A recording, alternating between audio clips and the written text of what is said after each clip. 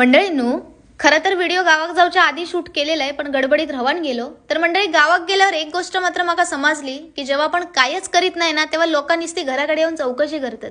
पण जेव्हा आपण लोकांच्या नजरेत दिसता ना, तेव्हा मात्र त्यांच्या पोटात सूळ उठतो. आमच्या आईक एका दोघांनी येऊन सांगितल्याने की चेडू तुमचा काय खाता, काय पिता, उठता बसता सगळा लोकांका दाखवता. पण असो, जळणारी कधी कधी आपल्या जवळची असतात तर कधी कधी लांबची असतात. पण मी काय जास्त फरक पडून घेतलाय नाही. तर मंडळी, रविवार होतो आणि आंघोळ करूच्या आधी फुकटचा ते फेस पॅक गावला आणि तुमका माहितच आहे फुकट ते मी प्रकट. तर मस्त फेस पॅक लावलाय, थोडा वेळ झोपलंय. जसं आता फेस पॅक सुकलं तसं आंघोळ वगैरे करून घेतले आणि म्हटलं आता पोटा पाण्याचं जरा बघूया. तर जेवण करूच्या भानगडीत मी काय पडलंय नाही, मस्त सलाड बनवलंय आणि त्या झाला वाईटसा तिखट.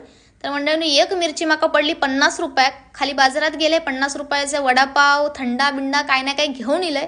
मस्तपैकी मंडळींनो खालंय आणि काय माझ्या मनात इला, म्हटलं मार्केट फिरक जाऊया.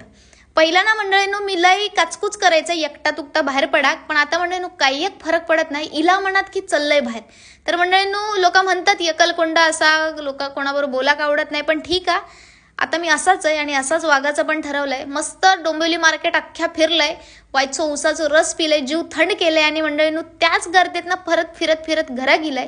येता येता म्हटलं आता काय बनवू, त्याच्यासाठी मस्त फ्रँकी घेतलंय आणि मंडळींनो निस्त्या फ्रँकीर भागणार नाही होता म्हणून वायची बिर्याणी पण घेतलंय. घरा केलंय, मस्त गरम गरम फ्रँकी खालंय. बिर्याणी सुद्धा जेवढी होती तेवढी सगळी सपवलंय. तर मंडळींनो आता ठरवलंय बस झाला, मॉप खालाय, आता बाहेरचा नाही खायचा. कारण मंडळींनो माझ्याच कुळी दुपडी होतात नंतर.